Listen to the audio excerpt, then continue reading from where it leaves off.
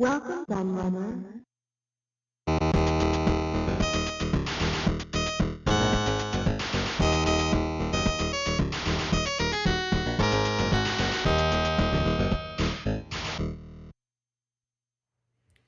Hello everybody, Q&AK the Laird here, and I'm back with a new hardware review for you.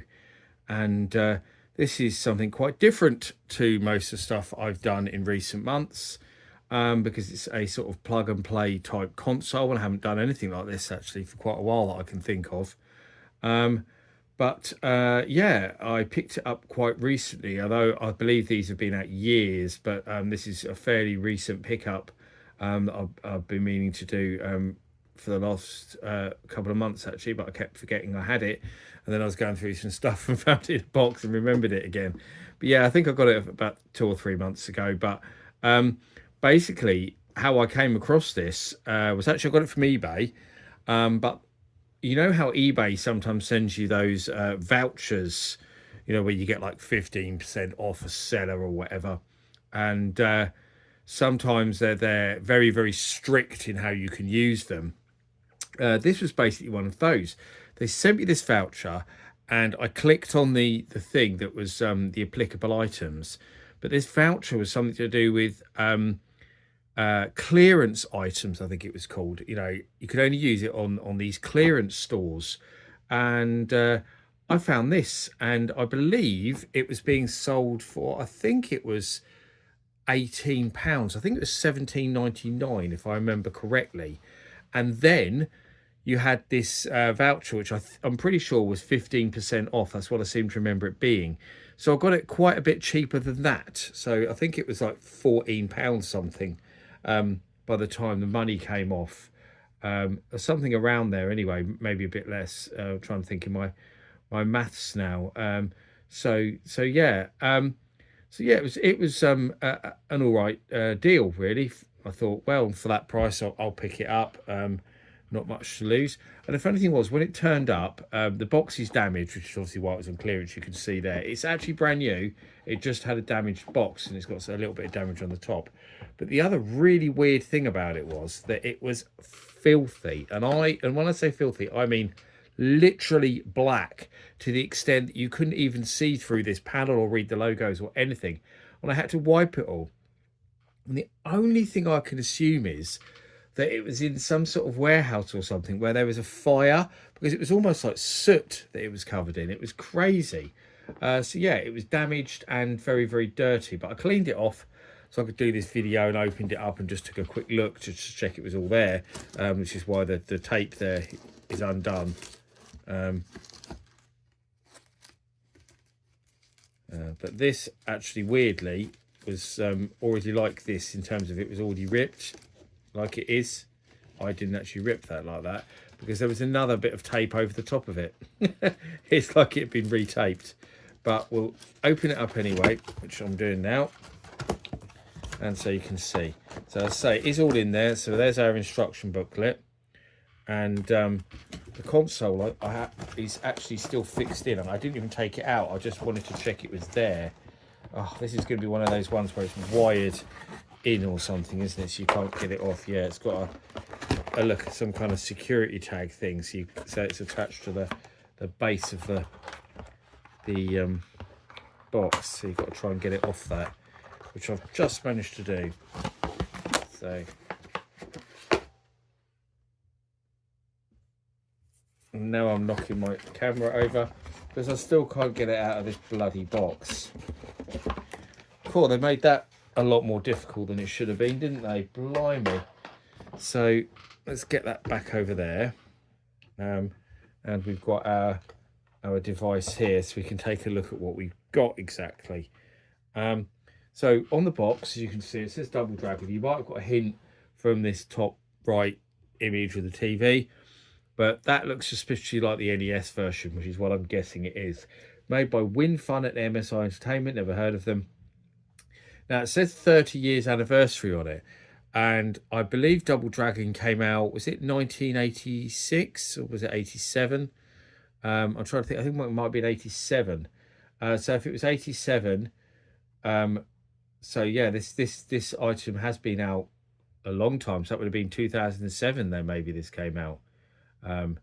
If that's a 30-year, is that right? No, that's really bad maths, isn't it? So it would have been 2017, sorry. That would have been 30 years, wouldn't it? To 2017, yeah. So yeah, 2017. Okay, so it's it's been around a while, as I suspected. I just hadn't quite worked that bit out. But and I think that's probably what is NES based, because a lot of these things were always NES based for years. And it's only more recent years they've actually started to use arcade ROMs on things. Like my arcade were really guilty of that. They always used the NES ROMs. People used to moan about it. They just always used those Famiclone chips, didn't they? Cheap and easy. And actually, some of the new on my arcades do actually have arcade ROMs on them, which is much, much better. So yeah, you can see there that it's the NES version from looking at the back.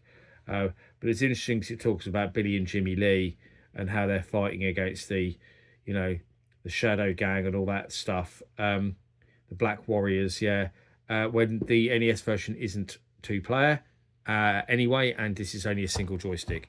So it talks about it like a two-player game on the back, which is obviously the blurb from the arcade game, but it isn't two-player, so that's a bit misleading in the first place, isn't it, really? But yeah. And then I'm sure the instruction manual isn't very exciting, is it? It's just going to say how you connect it to the TV and stuff, isn't it, probably? Well, it has got some instructions for the game as well. So it does tell you you've got an A button, B button, start, power, and blah, blah, blah. How to connect it to your TV. And then actually there is some small instructions for the game on the back there of what to do. That's more than you usually get, actually, because with most of these, when you get these little manuals inside, they usually just say, like, how to connect it to the TV, but don't actually tell you anything about the game or the games on the device, I have found. So let's have a look at the joystick thing itself. So it's very, very, very lightweight, far too lightweight for something like this. You'd expect to have a bit of weight that sits on a desk, and a big visible screw on the top as well. This is obviously 4 visible screws. This is obviously a sticker. You've got an off switch, start, your big A and B buttons. Very lightweight joystick. It seems to move all right, but it seems very flimsy, and actually it moves quite a lot if you shake it about. So not great. It does take batteries, so it says I need 3 AA batteries, so I'll have to go and find some batteries for this in a moment so I can get it going. It was made in China, unsurprisingly, and that's about it to show you really about the device. And it's just got a standard AV connection, so I need to find a TV that's got an AV connection so I can hook it up and play it so you can see it in action, which I will do shortly. So expect a jump shot coming up. Right, I'm back with my trusty Samsung flat screen. I love this TV because it has every connection in the world on it. And it's very good for film because it's not CRT, it's a flat screen, so you don't get the flicker. And it's very lightweight and easy to move around as well, unlike a CRT. So it's a great TV for doing anything like this. And I was given it by somebody years and years and years back.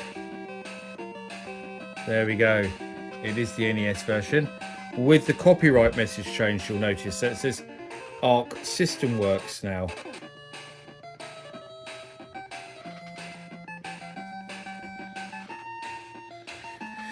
We have a little light on the thing that tells you it's working. But it's strange it's only battery powered though. There's no way to do it any other way. So let's see what it's like. So if I press the start button, it actually doesn't do anything. You have to press the A button. So what's the point in having a start button then? And it's a bit pointless having the 2-player mode as well, because you can't play 2-player unless you have to swap it between you all the time, which would be a bit rubbish really. Now do I have to press start here? Okay. God, it looks very, very washed out, the picture, I have to say. Very washed out indeed. It's not very good quality at all.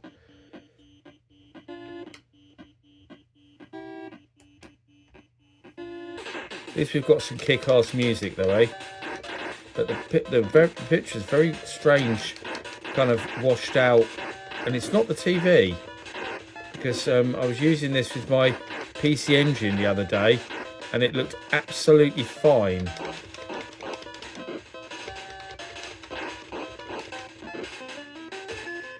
So it controls okay. The joystick is a bit loose though, I have to say.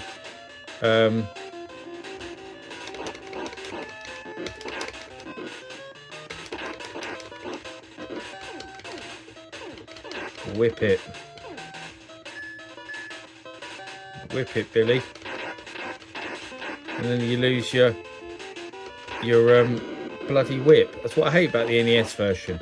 It's been changed too much from the arcade. Apart from being one player, the sprite flicker's quite bad, and it just randomly takes your weapons away from you. But it does have, it's probably the best soundtrack in NES game in my opinion. I love the Double Dragon soundtrack.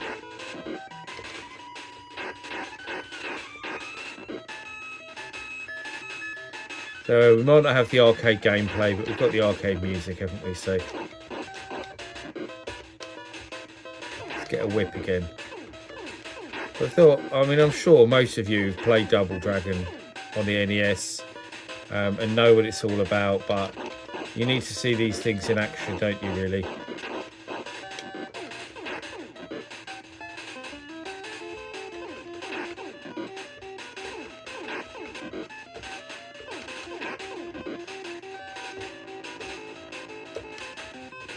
You know, take my weapon. Goes to the next bit. Oh, I hate this bit.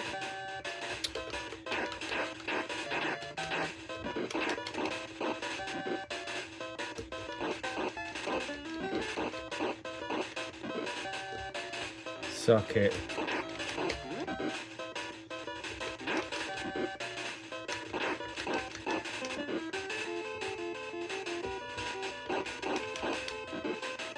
Bye.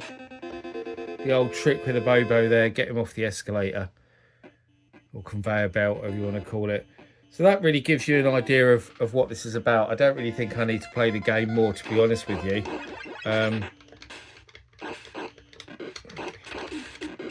just wanted to show you what it plays like, which is not too bad, but this washed out picture, I can only assume that's something to do with this device. In fact, looking through the camera, it doesn't look quite as bad, so it'll be interesting to see it comes out. But in real life, it does look very washed out. The colours look a little bit off.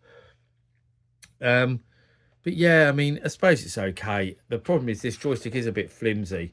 The buttons seem fairly responsive. So it's kind of nice idea in terms of doing it with a joystick rather than the old joypad that you probably would have played it with on your NES. So you have, of course, the NES Advantage, which I think is a great joystick. It's a shame they didn't do this like an NES Advantage joystick, actually.